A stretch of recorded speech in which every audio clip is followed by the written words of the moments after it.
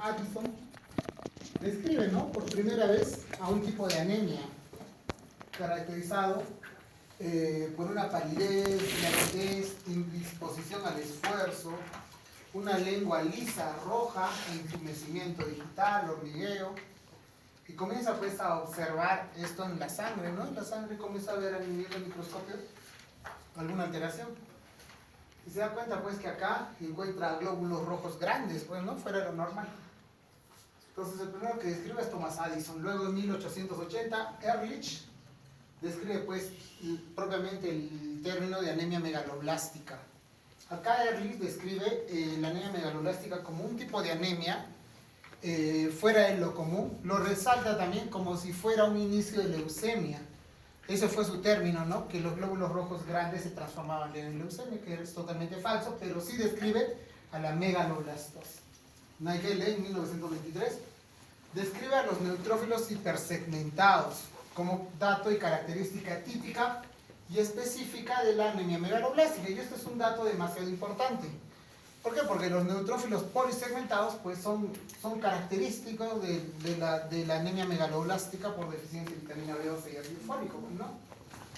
Ya en 1926, Minot y Murphy-Whipper describen pues, ¿no?, la característica de esta anemia, principalmente en pacientes con la dieta, pues, ¿no?, y la alteración a nivel hepático, o sea, donde se almacena, pues, ¿no? Y Victor Herbert, hace más de 50 años, describe, pues, la síntesis nucleoproteica defectuosa que existía, pues, en este tipo de anemia. Ahora, la característica en realidad de una morfológica de una anemia megaloblástica, chicos, es la disociación núcleo-citoplasma. O sea, ¿qué significa? Megaloblástica, desde la lámina periférica, o sea, los glóbulos rojos grandes, ¿no?, y rojos. Igualmente a nivel de todas las células, ¿no?, los neutrófilos son un poco más grandes, polisegmentados. O sea, un crecimiento anómalo, ¿no? La hematopoiesis ineficaz. Producción de los glóbulos, en realidad de todo el producto hematopoyético, de manera, ¿cómo les digo?, poco funcionante, pues, ¿no? Si estos glóbulos rojos nos deberían durar 120 días, estos glóbulos nos duran pues 90 días, 80 días, o de repente menos, ¿no? Igual los neutrófilos preparados pues para ir a atacar a un proceso infeccioso, pues son neutrófilos pues inservibles, aunque sean grandes, ¿no? Ahora igual las plaquetas, pues, deficiencia bioquímica relacionada a la vitamina B12 y al folato como la más frecuente, pues. Esta disociación núcleo-citoplasma, si ven hay gran espacio de citoplasma, que eso no es normal, son las grandes megaloblásticas, ¿no? Ahora, entonces, esta es una manifestación de un defecto en la síntesis del ADN. Por ende, todas las células del organismo con capacidad proliferativa se van a alterar, ¿no? Y otro de los lugares donde existe bastante replicación celular es el sistema nervioso, pues, ¿no? Entonces, por ende, generan también alteraciones neurológicas. Es característica típica, pues. Otro lugar donde existe bastante replicación es la médula ósea, y por eso también se altera la médula ósea, ¿no? La expresión clínica de este defecto, principalmente en los territorios celulares, cuya renovación es más rápida, entre esas principalmente el sistema nervioso y la médula ósea. La síntesis defectuosa del ADN conduce a la activación de la apoptosis y hemólisis, ¿no? Por ende genera una hemopoiesis inefectiva y el acortamiento de la sobrevida eritrocitaria, propios de esta afectación. Como les decía, ¿no? Entonces, al generar glóbulos glóbulos rojos grandes y poco funcionantes, pues estos glóbulos rojos van a estar predispuestos a su apoptosis lo más pronto posible. Pues no van al vaso y dicen, oye, tú eres anormal, no, agarro y te destruyo. Y al destruirse, genera una hemólisis, pues, ¿no? Entonces, este es un dato importante, la hemólisis. ¿Por qué? Porque en realidad, chicos, una anemia megaloblástica va a tener criterios de una anemia hemolítica, pero no va a ser tan alto como una anemia hemolítica propia, pues, ¿no? Justamente es por esto. Entonces, estos pacientes van a tener un test de Coombs positivo, estos pacientes van a tener bilirrubina hasta predominio indirecto positivo. Estos pacientes pueden tener hasta aptoglobina disminuida, pueden tener un DHL ligeramente elevado, pero todos esos laboratorios no van a ser tan altos como una anemia hemolítica, ¿no? Ahora, entonces estos van a ser un grupo, o son del grupo de las anemias arregenerativas, macrocíticas, que se caracterizan por la síntesis defectuosa del ADN, ¿no? Con la disminución de la velocidad de la replicación, porque ya sabemos que afecta a nivel del ADN, con ARN preservado y retraso en la división celular. Simplemente pues no tiene el combustible para poder replicarse, ¿no? Que son las vitaminas. Por ende, todo esto va a generar un aumento en el tamaño de las 3 series hematopoyéticas. O sea, no solamente, chicos, se altera el producto, o sea, no solo se alteran los glóbulos rojos, los neutrófilos, los leucocitos, en realidad, las plaquetas, sino se alteran desde más antes. O sea, desde en caso de la serie roja, los eritroblastos, los proeritroblastos, todo lo que vimos en la hematopoiesis, ¿no?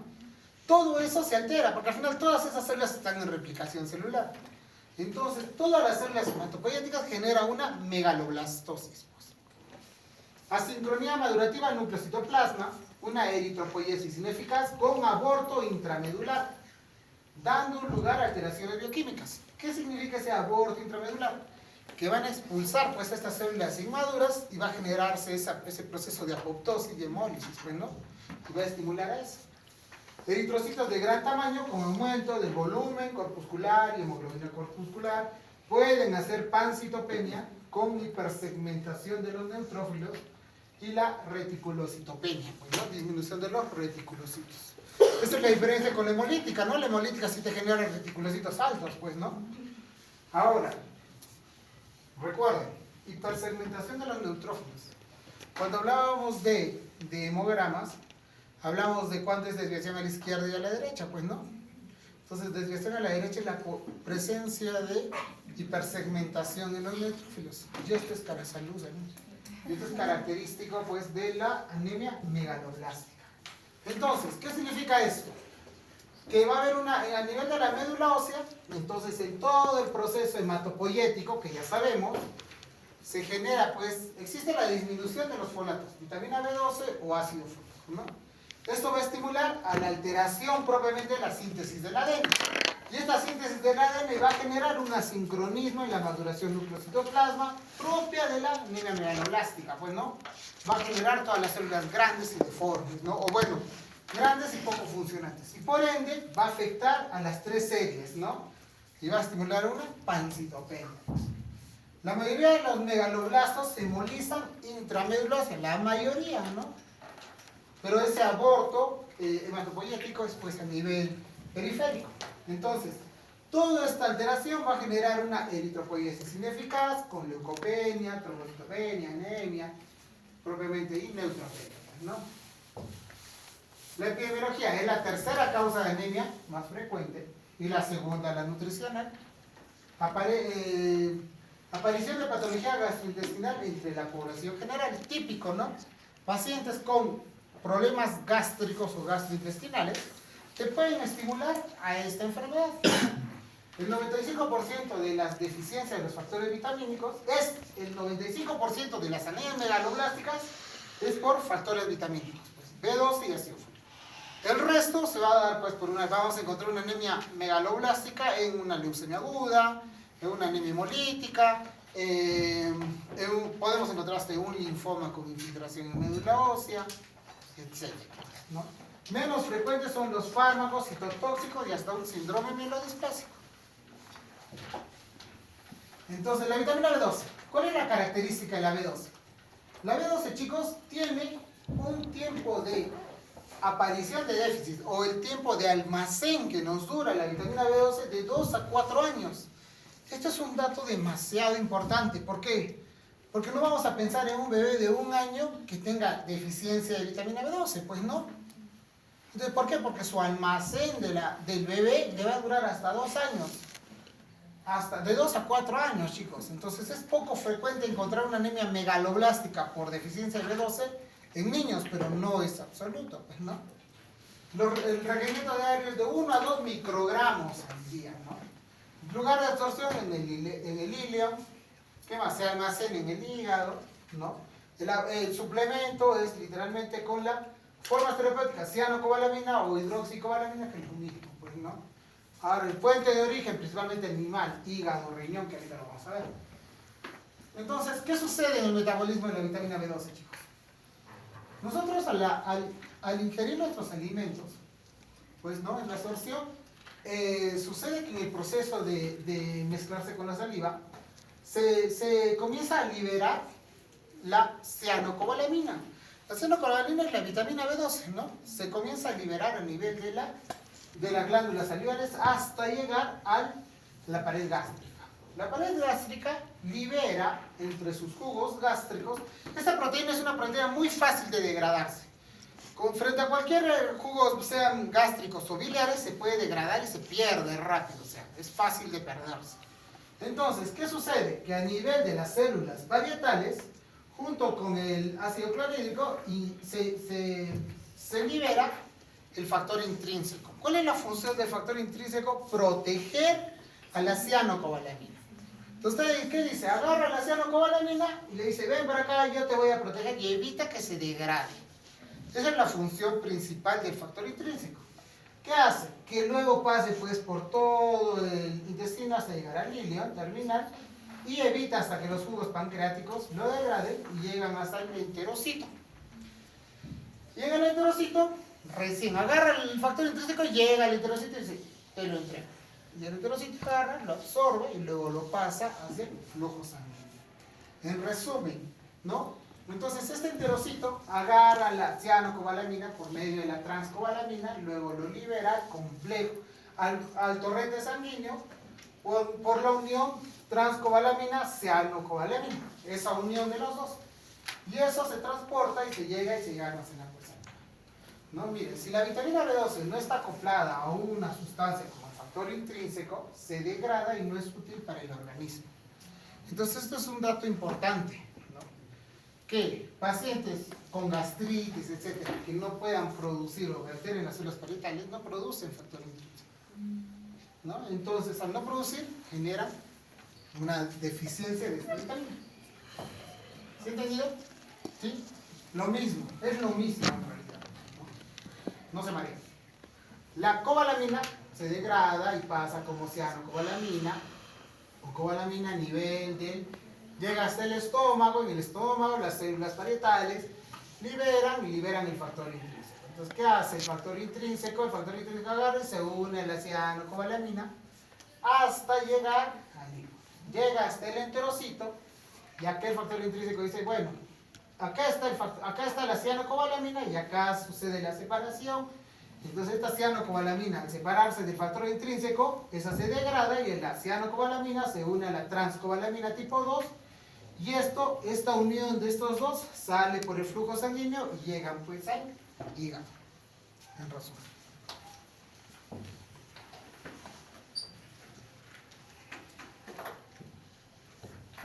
Ahora, el folato o el ácido fólico. El ácido fólico es distinto, ¿no? El ácido fólico, miren chicos, tiene un tiempo de aparición de su deficiencia en promedio de 3 a 4 meses. Algunas guías dicen hasta 6 meses de almacén, ¿no? Entonces, es importante, ya teniendo este tiempo de almacén, ¿cuál de las dos sería la más frecuente? ¿La B12 o el ácido fólico? El ácido fólico, pues, ¿no? Entonces, el bebé también tiene que nacer con un buen depósito de ácido fólico, ¿no? Si es que la mamá tiene un depósito. El requerimiento diario es de 50 a 200 microgramos, pues, ¿no? Ahora, ¿qué más? Se absorbe, lugar de absorción, duodeno y yeyuno, ¿no? Igual, alimentos de origen animal, hígado, riñón, etc. Entonces, en caso del ácido fólico, los folatos, igual, a nivel salival, se degradan y se dividen en dos unidades básicas. Propiamente el folato y el ácido fólico, ¿no? El folato y el ácido fólico ingresan, por los dos ingresan, bueno, como folato, ácido fólico, que es el suplemento, ingresan hasta el intestino, hasta el... Este sí es resistente, o sea, frente a los jugos gástricos y jugos pancreáticos, no se degrada, ¿no? Llegan hasta el duodeno y el yeyuno llegan al enterocito. ahí llegan como unidades básicas, ¿no? Como folato o ácido fólico, hasta el lugar del duodeno y yeyuno donde sucede la absorción. Entonces, esta unidad de folato y ácido fólico captado por el enterocito, llega y se convierte o lo degrada en monoglutámico, que es la unidad básica o la unidad básica de estas estructuras. Entonces, ese monoglutámico, que es lo mismo, va a pasar por un transporte activo hacia la parte sanguínea y se convierte eso en ácido metiltetrahidrofólico. Esto se reduce y se convierte en un ácido tetrahidrofólico. Esto se reduce y se convierte al final en un ácido formiltetrahidrofólico, ¿no? Que esta es la unidad que se va a ir a almacenar al hígado. Pues es una degradación un poco más compleja, pero en realidad entre los dos, pues el ácido fólico es más resistente para su absorción. O sea, su capacidad, si tú suplementas a un paciente con ácido fólico, vas a asegurar su absorción. No es como la vitamina B12. La vitamina B12, si tú das un suplemento bioral, no estás seguro si se va a absorber o no se va a absorber. Ahora, causas más frecuentes de megaloblastosis, ¿no? Aporte insuficiente, mala absorción, ¿no? Parasitosis. La parasitosis también genera una deficiencia de vitamina B12. A nivel genético, en las embarazadas, ¿no? El aumento el aumento de la demanda por lógica. Aumenta su demanda, ¿por qué? Porque el bebé tiene que absorber todos sus depósitos de la mamá, pues, ¿no? Para poder nacer bien, tener un buen depósito. Igual, mala absorción, parasitosis, igual en adultos, una anemia perniciosa, ¿no? Alcohólicos, igual en adultos añosos los medicamentos, deficiencia, una anemia perniciosa. Causas genéticas hay un montón, pues deficiencia de todo el proceso fisiopatológico. Se degrada o no se produce transcobalamina, es una causa genética y por ende no se absorbe, pues, ¿no? Igual, en realidad son rarísimas, pero las hay, pues, ¿no? Mala absorción. Entonces, ¿cuándo consideramos una anemia perniciosa o llamada también de Addison? Esta es la mala absorción por la ausencia de la síntesis de factor intrínseco, secundario a una atrofia de la mucosa gástrica, o sea, una gastritis de manera crónica, pues, ¿no? Acá existen dos teorías, ¿no? Una teoría es la teoría autoinmune, que va contra las células parietales del fundus y del cardias gástrico. Ahorita lo vamos a ver. No, esto es una biopsia, chicos, de una pared gástrica normal, y esto es de una pared gástrica de una anemia perniciosa, pues, ¿no? Donde las células parietales, que son estos puntos rojos, no existen, pues, no se degrada propiamente. Hay otra teoría donde dice que se asocia más a otras enfermedades, entre esas todas las enfermedades relacionadas a autoinmunes o que existe una predisposición genética relacionada al antígeno HLA, que en realidad es un problema más autoinmune, ¿no? Entonces, la anemia perniciosa, chicos, se relaciona a ¿qué? A que el cuerpo, por algún motivo, dentro de eso las células dendríticas, agarran y comienzan a producir anticuerpos frente a la liberación del factor intrínseco. ¿Y qué hacen? ¿No? Ingresa la vitamina B2 a la nutrición. Y este anticuerpo que tiene el mismo receptor, la misma forma de una vitamina B12, bloquea y atrapa el factor intrínseco. Simplemente bloquea y evita que la transcobalamina, o la cianocobalamina, perdón, la cianocobalamina se absorba, pues, ¿no? ¿Por qué? Porque esta inmunoglobulina ya ha sido captada por el factor intrínseco. Y la otra es que simplemente existe un proceso por la gastritis crónica, una alteración de las células parietales y la destrucción de las células parietales y también no se produce factor intrínseco. Ahora, los criterios de una anemia perniciosa.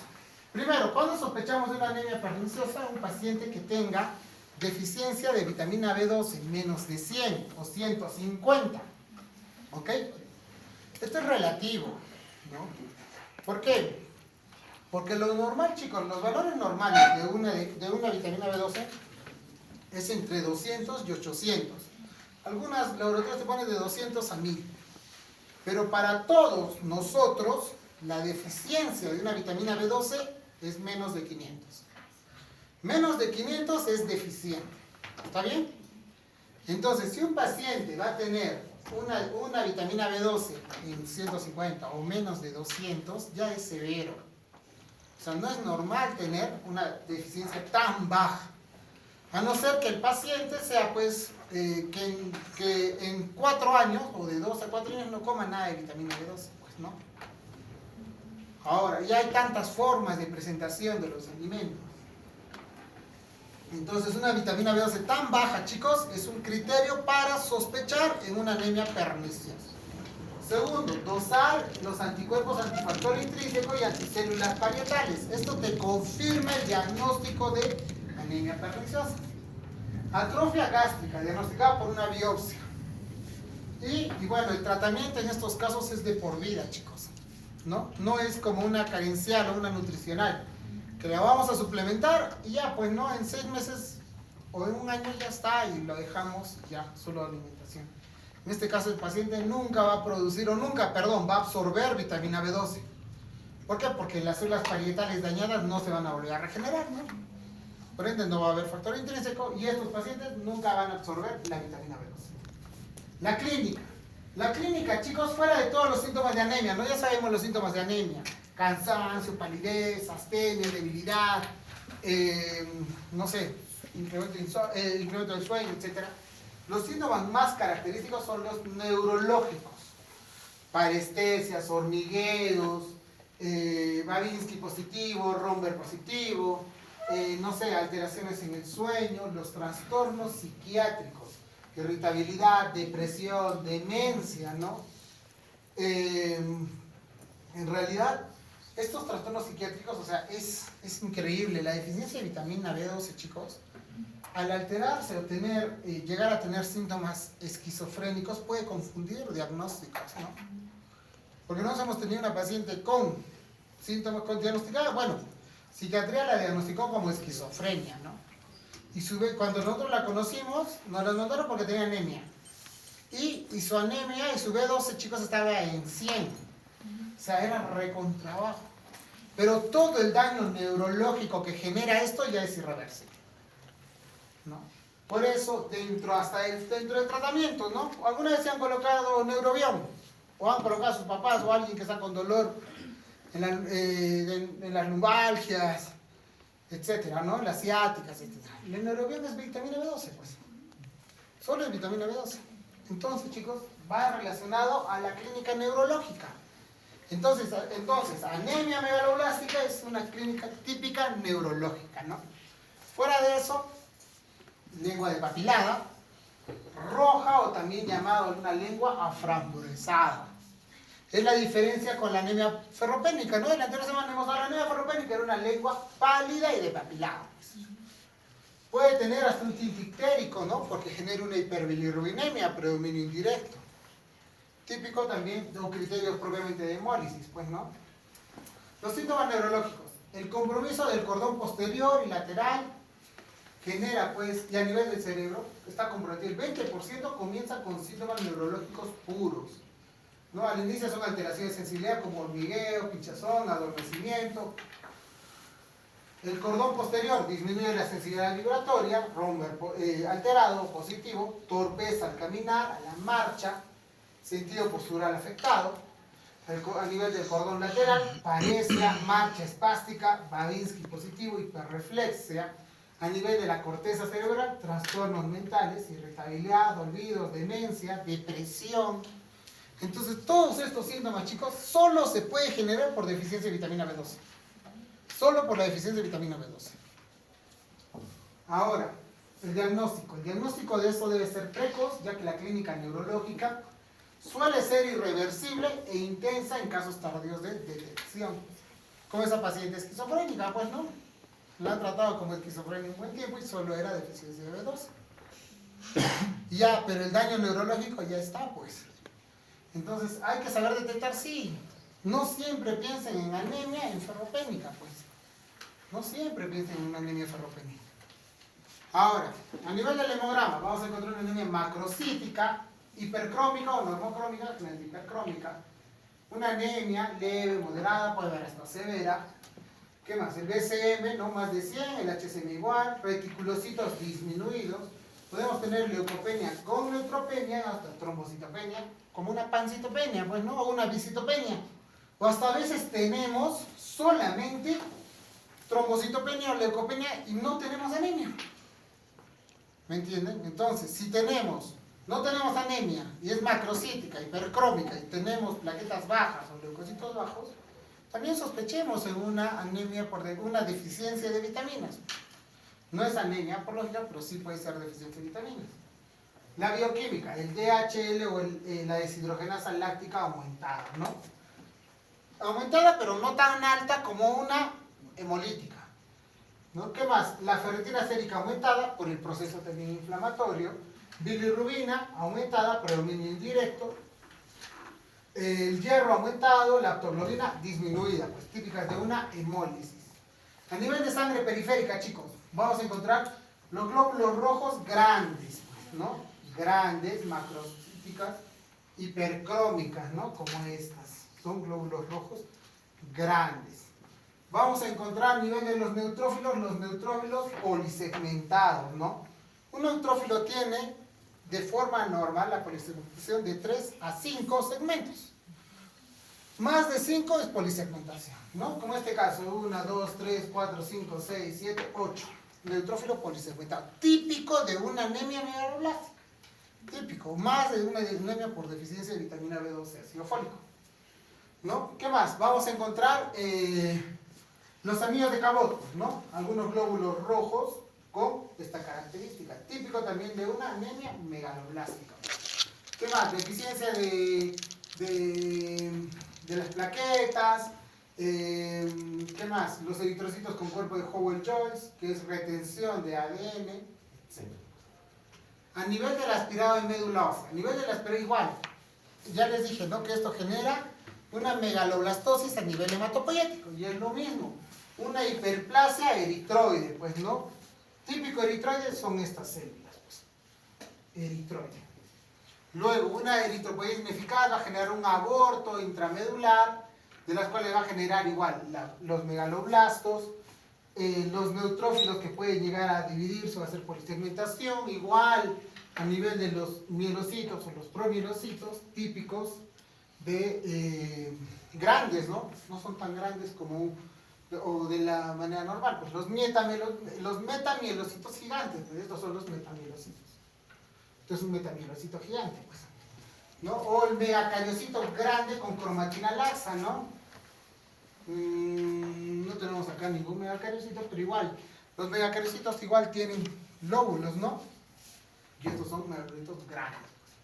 Entonces, en resumen, sangre periférica, macrocitosis, ¿no? A nivel periférico, los glóbulos rojos grandes y rojos, ¿no? Macrocítica y hipercrómica. Anisocitosis y poiquilocitosis, o sea, diferentes tamaños de glóbulos rojos. Los neutrófilos polisegmentados, ¿no? De 1 a 6 o de 1 a 5, en realidad algunas bibliografías dicen de 1 a 5, ¿no? Pero igual, más de 6 es polisegmentación. Una trombocitopenia leve a moderada, ¿cierto? Chicos, la pancitopenia de una megaloblástica no es tan severa como una anemia plástica o como una leucemia aguda. Recuerden, o sea, si nosotros vamos a sospechar con una pancitopenia de una anemia megaloblástica, pues puede tener una anemia leve a moderada, podemos tener trombocitopenia hasta moderada, quizás, no sé, menos de 50 es raro, menos de 50.000. Podemos tener una neutropenia leve a moderada, pero nunca severa o profunda. Eso es rarísimo, ¿no? Es rarísimo encontrar una severa profunda. Pero generalmente todo esto es de manera moderada, ¿no? Y a nivel del amo vamos a encontrar una hiperplasia a nivel de las 3 series, pues, ¿no? Megaloblásticos igual grandes, leucopenias igual a normal, metamielocitos igual gigantes, igual los megacariocitos. A nivel de los anticuerpos ya hablamos, pues, ¿no? Que es muy específico para la anemia perniciosa, dosaje de factor intrínseco, etc. Su ausencia no incluye el diagnóstico, por eso también entra el criterio de cuánto es el dosaje del factor de la vitamina B12, o cuánto está la biopsia, ¿no? Los niveles de vitamina. Y confirmamos el diagnóstico dosando vitaminas. Es la única forma de que ustedes confirmen el diagnóstico. Bueno, yo puedo sospechar una megaloblástica, pues ya han visto, Puede haber otras patologías, pero ¿cómo confirmo?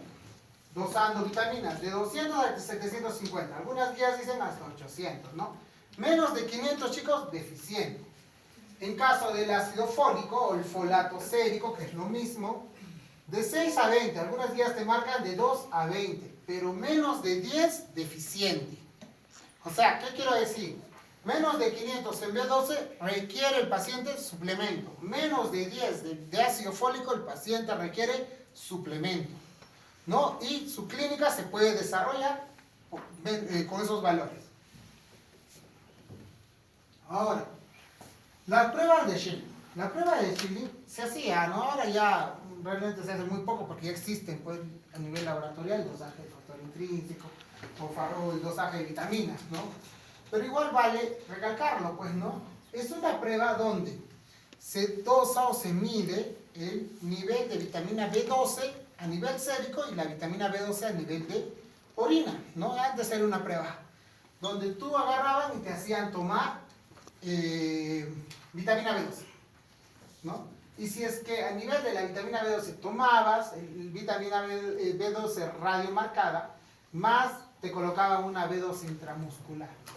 Si se excretaba la B12 radiomarcada a nivel de la orina, decían, ah bueno, la causa más probable, ingesta deficiente. O sea, que el paciente se ha absorbido y lo ha excretado, pues no, la biomarcada lo ha excretado, entonces ¿qué significa? Que el paciente está funcionando todo bien y solo que, bueno, su proceso fisiológico lo está degradando la orina, entonces esto es carencial. Requiere suplemento de vitaminas. Ahora, si no ha salido a nivel de la orina, igual, ¿no? Se le da B12 radiomarcada más factor intrínseco. Y ven, si en la expresión de la B12 está marcado, o si es positivo, anemia perniciosa. ¿Por qué? Porque este factor intrínseco está protegiendo a la B12 que se está ingiriendo. Y por eso se está degradando. ¿Está bien? Y dice, ah, bueno, entonces acá le falta factor intrínseco. Pernicioso. Si a pesar de eso no sale, se le da pues B12 más algún antibiótico y si se excreta, este es sobrecrecimiento bacteriano, principalmente parásitos. Igual, si es que eso sale negativo, se le da B12 radiomarcada más enzimas pancreáticas. Si es que esto sale positivo, deficiencia pancreática. Si es que igual sigue saliendo negativo, bueno, buscar otras causas como resección intestinal, etcétera, pues, ¿no? Esto ya no se utiliza de rutina, o sea, ya no se utiliza de rutina porque ya puedes dosar B12, puedes dosar ácido fólico, puedes dosar factor intrínseco, etc. El tratamiento. El tratamiento, chicos, es la alimentación, es el pilar importante. Al ser una anemia nutricional, la alimentación es el punto de... Porque aunque nosotros lo suplementemos a los pacientes, y no va a comer, va a generar otra vez deficiencia de vitamina B12 o ácido fólico, ¿no? Entonces, vitamina B9, ácido fólico, trigo, frijol, soda seca, ¿no? Cereal, el hígado. Miren, chicos, el hígado, 192 miligramos de ácido fólico, ya células, ¿no? La B12 igual, 75 miligramos de B12 en el hígado. O sea, y el hígado también contenía hierro. Entonces el hígado, mágico para el suplemento de nutrientes, ¿no? Las sardinas, ¿no? El huevo, el jurel, el atún, etc. El tratamiento, el suplemento de las vitaminas, sea ácido fólico o vitamina B12. Primero hay que determinar la etiología para saber cómo tratar. Porque si es una perniciosa, vamos a suplementarlo de por vida, ¿no? Llegan ampollas una vez al año o hasta 2 veces al año, dependiendo, ¿no? Se dirige a la recuperación de los niveles de cianocobalamina y ácido fólico mediante la suplementación. Ese es el objetivo de un tratamiento nutricional. En ferritina, ¿qué queríamos llenar? Los depósitos de hierro, ¿no? Porque la hemoglobina eso va a ir llenándose, va a ir mejorando poco a poco. Lo mismo. El tratamiento de la B12 y ácido fólico es llenar sus depósitos de vitamina B12 y de ácido fólico. Acá tenemos vía oral y vía endovenosa, o vía intramuscular, perdón, ¿no? La vía oral es seguro, efectivo. Perdón, chicos, en la orina.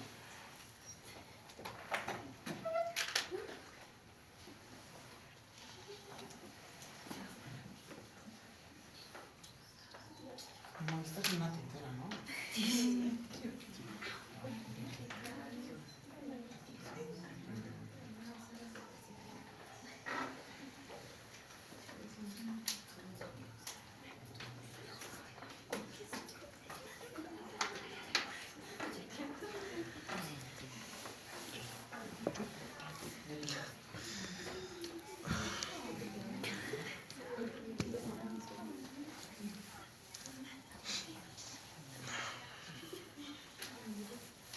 metrolineazol.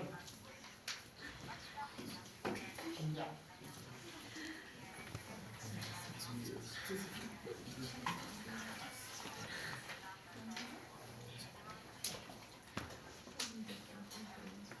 No, déjale el cultivo de la secreción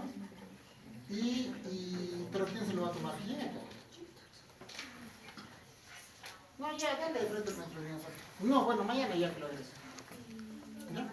Sí, pero no estoy aquí. ¿Ya? Ya, ya.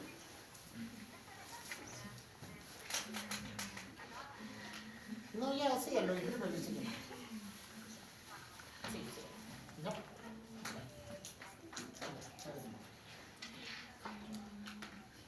Pero, ya, tratamiento, reposición. El vía oral, chicos, es seguro y efectivo, sí, pues, ¿no? Aun cuando el factor intrínseco está en procesos de niveles bajos. Pero en realidad, la suplementación de la vitamina B12 es muy incierta porque va a depender si es que se absorbe el 100% o no, ¿no? Yo personalmente aconsejo la intramuscular. ¿Por qué? Porque al colocarla intramuscular voy a asegurar que su absorción sea el 100%. No como la vía oral. O sea, la vía oral sí, pues, pero influyen otros factores para su absorción. En la intramuscular se genera cuando es una deficiencia de vitamina B12 y con clínica neurológica, no es que se coloca, eso también quiero que cambien el pensamiento, de que no es que ya me coloqué una dosis y ya lo dejo ahí.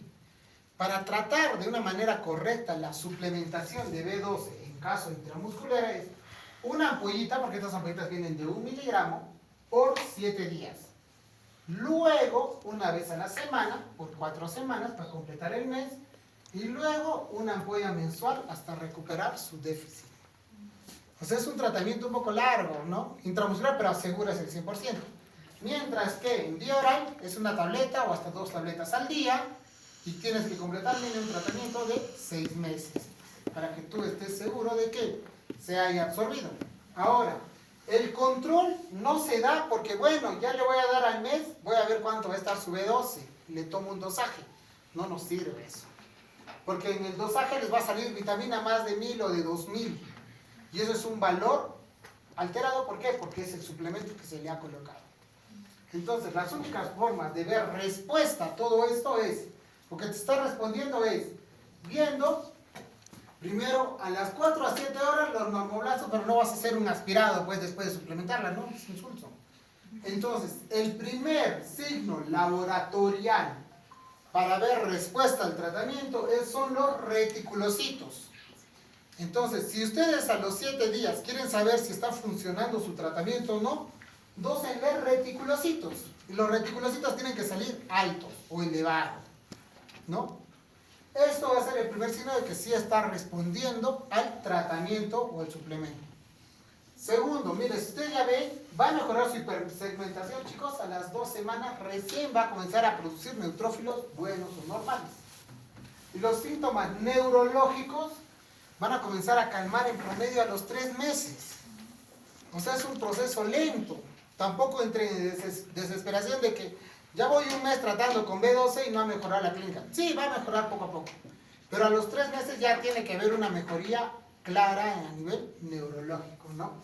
La hemoglobina mejora 2 a 3 gramos cada 2 semanas, en promedio. Es lo mismo que la ferropénica. La ferropénica mejora 1 gramo en 2 semanas. Entonces, chicos, no esperen una respuesta aguda de hemoglobina en una anemia nutricional. Y eso hay que educar a los pacientes, ¿no? Y el ácido fólico. El ácido fólico es un tratamiento curativo igual a la administración de 0.5, que es la dosis que te viene, a 1 miligramo al día, ¿no? Se espera que desaparezcan las manifestaciones clínicas y hematológicas de la megaloblastosis.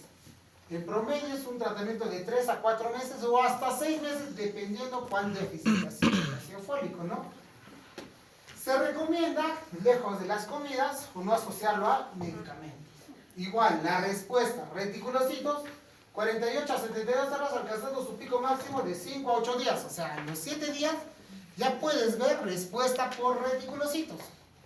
Entonces, el primer laboratorio que te va a ver respuesta al tratamiento no es la hemoglobina, son los reticulocitos, recuerden.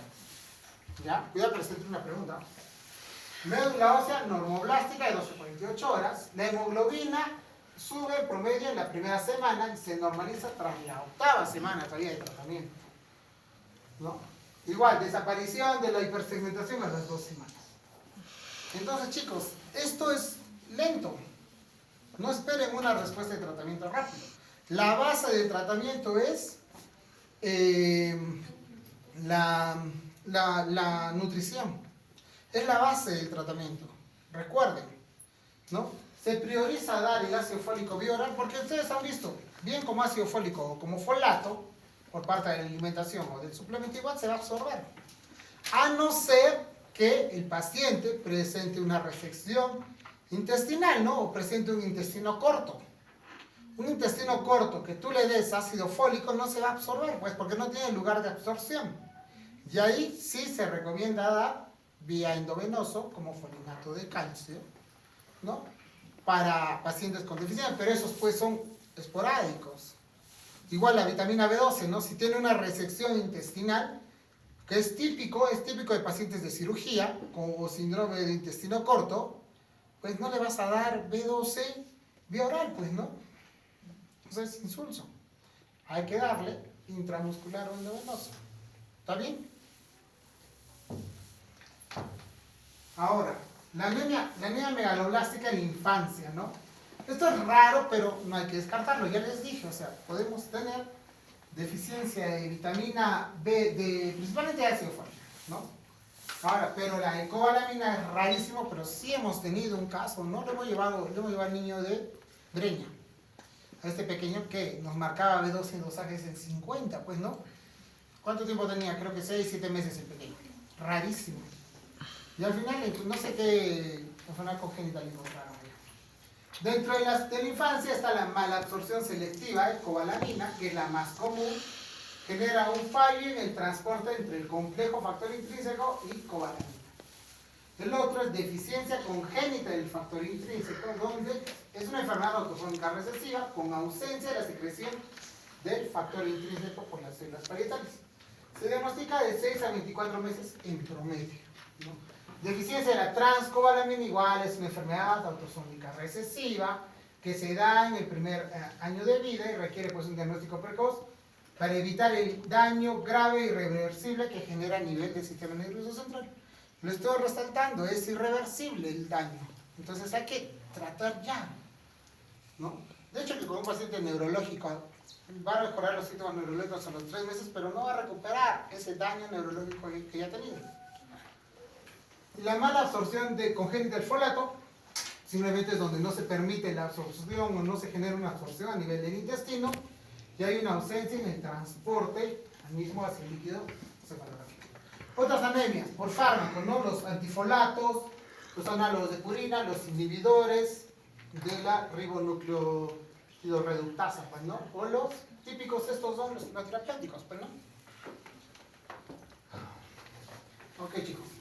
Los medicamentos alivian el dolor, pero solo el amor puede aliviar el sufrimiento. Traten bien a sus pacientes. Ok, chicos, ¿preguntas?